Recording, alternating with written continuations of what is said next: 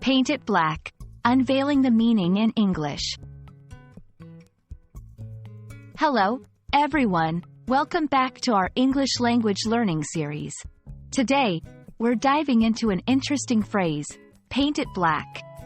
This phrase isn't just a collection of words. It's packed with meaning and history. Let's explore it together. The phrase, paint it black, gained popularity from a famous song by the Rolling Stones, released in 1966. However, the use of black to represent darkness, sadness, or a bleak outlook has been a part of the English language for centuries. In this context, painting something black can be understood as coloring one's perception or situation with sadness or negativity.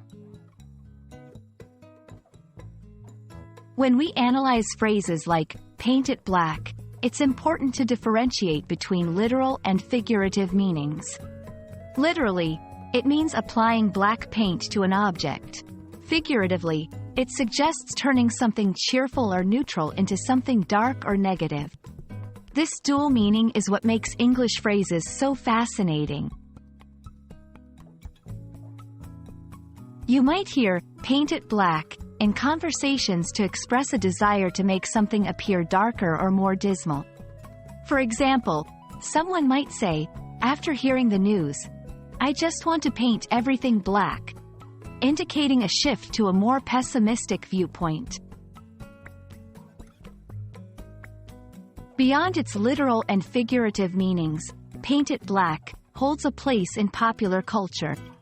It's often associated with the anti-war and counterculture movements of the 1960s, representing a rebellion against traditional norms and expressing deeper, often unspoken emotions. Understanding phrases like paint it black is crucial for building a rich and expressive English vocabulary. These phrases add depth to your language skills, allowing you to communicate more effectively and understand the cultural nuances of English. I hope this video has shed light on the intriguing phrase, paint it black. Remember, English is full of expressions that are not just words, but stories and emotions. Keep exploring, and you'll find that learning English can be an exciting journey into culture and history. See you in the next video.